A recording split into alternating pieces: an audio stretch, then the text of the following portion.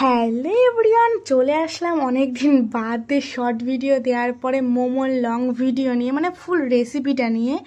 তো আমার একটু লং ভিডিও দিতে লেট হয়, সেটা প্রত্যেকটা লং ভিডিওর ক্ষেত্রেই একটু কষ্ট আসে, আলসে আসে। এই ভিডিও এডিট করতে আসলে কি হয় বুঝতে পারি না।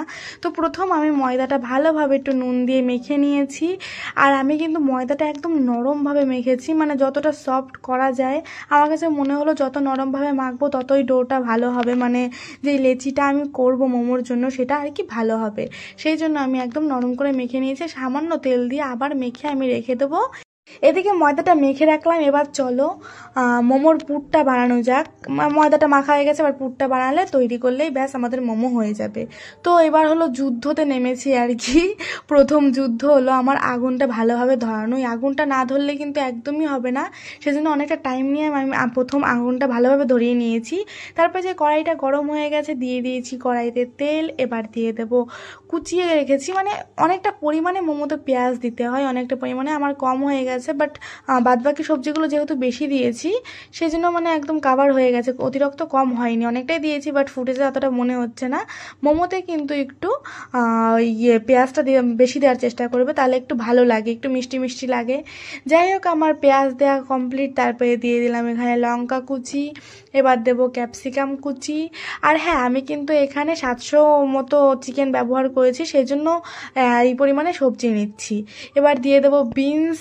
আর হ্যাঁ, সবজিগুলো কিন্তু একটু বেশি করে দিলেই আমার কাছে মনে হয় ভালো হয়। শুধু চিকেনটা না মোমোর ভিতরে অতটা ভালো লাগে না, সেই জন্য আমি সবজিটা আর কি মিডিয়াম রেখেছি, অতিরিক্ত বেশি দিইনি, যে চিকেনের সাথে সাথে সবজিও আমাদের মুখে বাঁধবে এরকম টাইপের করে দিয়েছি। এবার দিয়ে দেবো বাঁধাকপি কুচিটা। বাঁধাকপিটা আমি একটু বেশি এখানে অ্যাড করেছি, এটা আবার একটু নুন দিয়ে ভাজতে ভাজতে ঠিক কম হয়ে যাবে, তোমরা দেখতেই পারবে। তো এটা একটু ভালো মতো ভাজা ভাজা করে নেব। এটা বেশি করে ভাজা ভাজা করে নিতে হবে, কারণ কি কাঁচা কাঁচা যে গন্ধটা ওটা যদি না থাকে সেই অবধি আমাদের কিন্তু এটা ভাজতে হবে। তারপরে আমি অনেকটা টাইম ভেজে নিয়েছি, তোমরা দেখতেই পাচ্ছ কেমন ঢলে ঢলে গেছে আর কি। তারপরে এখানে আমি লঙ্কা বাটা দিয়ে দিলাম, রসুন বাটা, এবার দিয়ে দেবো আদা বাটা। এবার এটাকে আমি ভালো মতো কষাবো, যে অবধি একটা কষানো ভাব যে অবধি না আসবো, অনেকটা টাইম ধরে এটা কষাতে হবে। আর হ্যাঁ, আমি কিন্তু এখানে কোনো হলুদ অ্যাড করিনি। মোমোতে অনেকেই হলুদ অ্যাড করে, আমি কিন্তু কোনো হলুদ অ্যাড করিনি, নর্মালি কিছু মশলা দিয়ে এটা করেছি। আর হ্যাঁ, গোলমরিচের গুঁড়ো দিয়েছিলাম, সেটার ফুটেজ আর নেওয়া হয়নি। তারপরে এখানে আমি কিমা করে রাখা চিকেনটা দিয়ে দিয়েছি। আমি কিন্তু এই কিমাটা মিক্সচারে করেছি, জাস্ট 2 মিনিটও লাগবে না, 1 মিনিট তোমাদের সুন্দর মতো কিমা হয়ে যাবে। সেই জন্য আমি বেশি ঝামেলা না করে আমি একেবারে মিক্সচারে একটা ঘুরিয়ে নিয়েছি, ব্যাস হয়ে গেছে। তারপরে এখানে আমরা চিকেনটা ওর ভিতরে দিয়ে এবার একটু তেল দিয়ে এটা ভালোভাবে কষিয়ে নিতে হবে। এটা তো অনেকটা টাইম ধরে কষাতে হবে, সে তো বুঝতেই পারছো, নাহলে চিকেনটা কাঁচা থেকে যাবে। আমার ফাইনালি এটা কষানো কমপ্লিট হয়েছে, এবার চলো নামিয়ে নিই। দেখতেই পাচ্ছ তোমরা কষানোর পরে যে রেডি হয়ে গেছে, কতটা কমিয়ে এসেছে। প্রথম ছিল কড়াই ভর্তি, আর এখন কড়াইয়ের তলায় লেগে রয়েছে। যাই হোক, তলায়টা অনেকটাই রয়েছে। তারপরে আমি এটা নামিয়ে নিলাম। যাক, আমাদের মোমোর পুরটাও তৈরি হয়ে গেছে। এবার লেচিটা বেলে নেবো ভালো মতো। এখানে কিন্তু আমার মা লেচিটা বেলে দিয়েছিল। আমি তোমাদের তো প্রত্যেকটা ভিডিওতেই বলি যে আমার রান্নার ক্ষেত্রে আমার মা আমাকে অনেকটা হেল্প করে, আমার একার পক্ষে সম্ভব না। তারপরে এখানে আমার মা লেচিটা বেলে নেবে।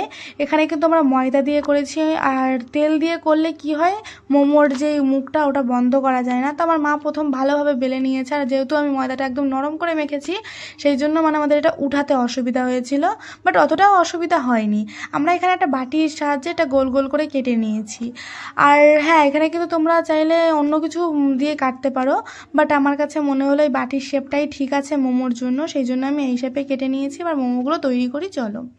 তো এখানে আমি একটা লেচি নিয়ে নিয়েছি, এবার এর ভিতরে দিয়ে দেবো পুর। আমি প্রথমে অনেকটা অতিরিক্ত পুর দিয়ে দিয়েছি। আর হ্যাঁ, আমি প্রথমেই বলে রাখি, আমি কিন্তু মোমোর শেপ দিতে পারি না। আর শেপ দিয়ে কী হবে বলো, পুরটা যদি টেস্টি হয় তাহলে শেপ দিয়ে কোনো কিছু মানে হবে না। খাওয়া নিয়ে কথা, যেমন দেখতে হোক, নিজেরা খাবো তো, আমি অতটা ভালো পারি না, যা পেয়েছি সেটুকু চেষ্টা করেছি।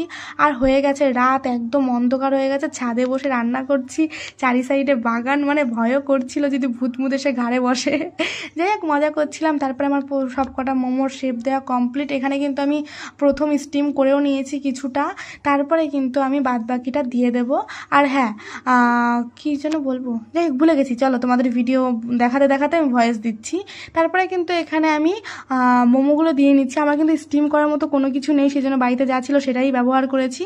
মানে প্রথমে একটা হাঁড়িতে জল দিয়ে সেটা ফুটে গেছে, তারপরে উপরে একটা এরকম ফুটো ফুটো গামলা দিয়েছি, তারপরে একটু তেল মাখিয়ে মোমোগুলো দিয়ে নামিয়ে নিলেই আমাদের মোমো রেডি। আমি কিন্তু কোনো সস আলাদাভাবে করিনি, বাড়িতে মানে রেডিমেড যে সসগুলো থাকে সেইগুলো দিয়েই খেয়েছি। আমার কিন্তু খুবই ভালো লেগেছে। আর এই মোমোর ডোটা একদম নরম করে মেখেছি, সেই জন্য আরও বেশি ভালো লেগেছিলো। ভিডিও ভালো লাগলে লাইক কমেন্ট